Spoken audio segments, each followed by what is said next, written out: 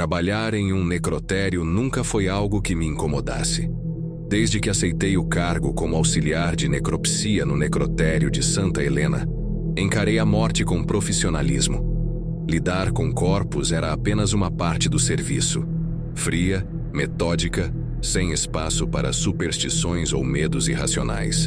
O prédio era antigo, construído no final dos anos 50, e exalava um cheiro de formol impregnado nos corredores estreitos. O tempo havia desgastado suas estruturas. O teto possuía infiltrações, as paredes estavam marcadas pelo mofo e as luzes fluorescentes piscavam com frequência. Ainda assim, o lugar funcionava. Naquela noite em particular, eu estava sozinho no turno. Isso não era incomum. O movimento de corpos ali era relativamente baixo e a maioria dos óbitos eram encaminhados de manhã.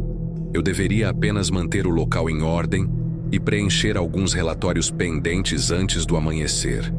Logo na chegada, senti algo diferente. Não era medo, mas uma espécie de peso no ar. Um silêncio que parecia mais denso do que o normal, como se o prédio estivesse absorvendo os ruídos ao redor. Às 2 da manhã, decidi ir até a câmara fria verificar um corpo recém-chegado. Peguei as chaves, caminhei pelo corredor deserto e destravei a porta de aço. Assim que a abri, um som abafado ressoou lá dentro. Um baque surdo, como se algo tivesse caído. Acendi a luz. As macas estavam ali, enfileiradas, cada uma coberta por um lençol branco. O ar gelado se espalhou pelo ambiente, carregando aquele cheiro característico de preservação. Olhei ao redor, esperando encontrar alguma coisa fora do lugar, mas tudo parecia normal. Foi quando notei as marcas. Na parede metálica da câmara, onde a umidade sempre deixava uma fina camada de condensação, havia algo que não deveria estar ali. 5 marcas de dedos. Não eram manchas aleatórias. Eram nítidas, como se alguém tivesse pressionado as mãos contra o aço gelado e deixado ali por um tempo. O padrão indicava dedos longos, esguios, mas sem definição clara de unhas, como se tivessem se apagado parcialmente. Meu primeiro pensamento foi racional.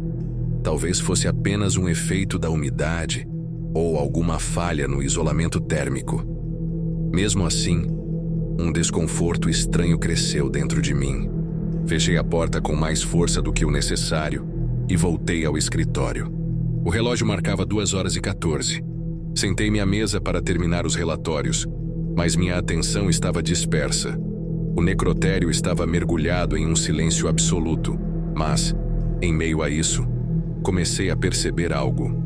Um som quase imperceptível.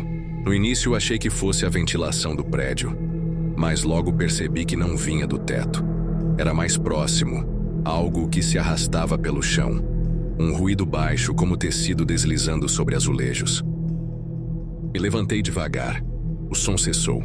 O instinto me mandava ignorar, mas minha mente procurava uma explicação lógica. Caminhei até o corredor, mantendo a respiração controlada. As luzes estavam baixas, lançando sombras alongadas pelo chão. Virei à esquina. O corredor estava vazio. Parei por um momento, ouvindo apenas meu próprio coração batendo forte. O ar parecia mais denso, como se eu estivesse respirando algo carregado, quase palpável. Voltei ao escritório e tranquei a porta. Sentei-me, peguei a caneta e tentei continuar escrevendo. Mas ao olhar para a folha diante de mim, algo me fez gelar. A tinta estava borrada, como se alguém tivesse passado os dedos por cima. Levantei os olhos lentamente. A porta do escritório ainda estava trancada. O único jeito de alguém ter feito aquilo seria se eu mesmo tivesse borrado, mas eu tinha certeza absoluta de que não havia encostado ali antes. Fechei os olhos por um momento tentando racionalizar. Talvez fosse apenas cansaço, mas então o cheiro veio. Era o mesmo cheiro de antes na câmara fria. Formol misturado com algo mais, úmido, apodrecido, como madeira velha coberta por umidade. O cheiro ficou mais forte. Meu estômago revirou. Foi quando ouvi um estalo na porta. Abri os olhos, o corpo travado. A maçaneta tremia levemente como se alguém estivesse do outro lado, tentando girá-la com cuidado. O necrotério estava trancado. Ninguém mais deveria estar ali. A maçaneta parou. E então 3 batidas secas na madeira. Meu sangue gelou. Por um instante ninguém se moveu. Nem eu, nem o que estivesse do outro lado. Segundos depois o cheiro desapareceu. O silêncio voltou a ser absoluto. Fiquei ali, sentado, a pele arrepiada, sem conseguir mover um músculo. A porta permaneceu fechada. Não tive coragem de abri-la naquela noite. Só na manhã seguinte, quando o dia já clareava, destranquei e saí do escritório. O necrotério parecia normal. Nenhum sinal do que aconteceu. Nenhum som estranho, nenhum cheiro.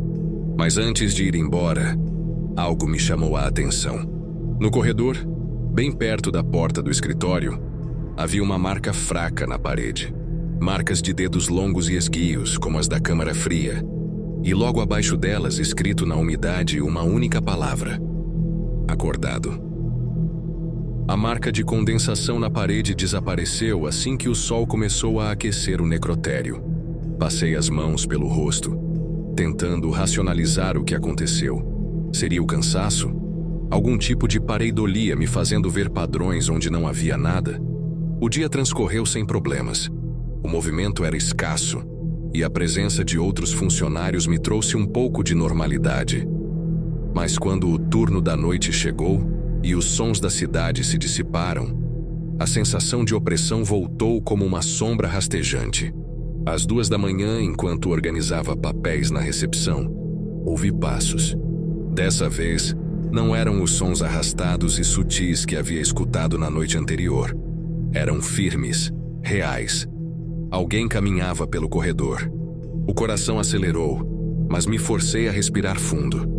Se havia outra pessoa ali, isso explicaria os ruídos que ouvi antes. Me levantei e fui até o corredor. "Tem alguém aí?" O eco devolveu minha voz. Então, do final do corredor, uma figura emergiu da penumbra. "É só você?" perguntou Elias, um dos técnicos de necropsia. O alívio foi imediato. "Elias, que diabos você está fazendo aqui a essa hora?" Ele coçou a nuca, parecendo tão desconfortável quanto eu.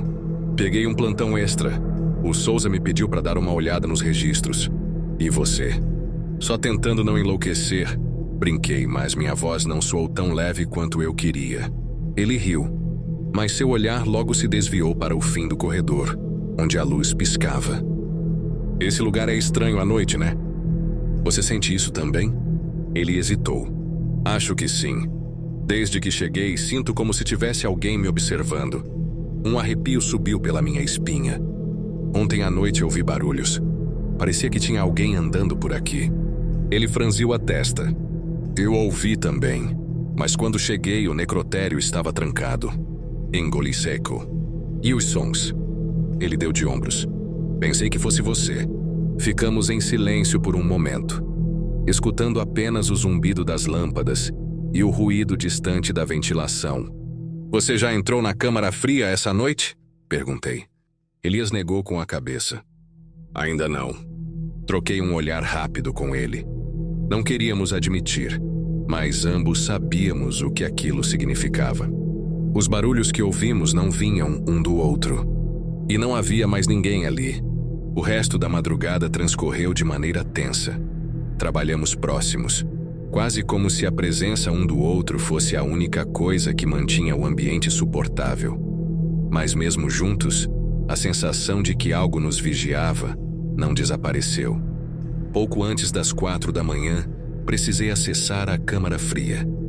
Elias me acompanhou, alegando que precisava verificar um corpo. A verdade era que nenhum de nós queria ficar sozinho. A porta de aço gemeu ao abrir. O ar gelado escapou, trazendo consigo aquele cheiro. Formal misturado com umidade e algo mais, algo errado. Eu prendi a respiração. Elias ficou imóvel ao meu lado.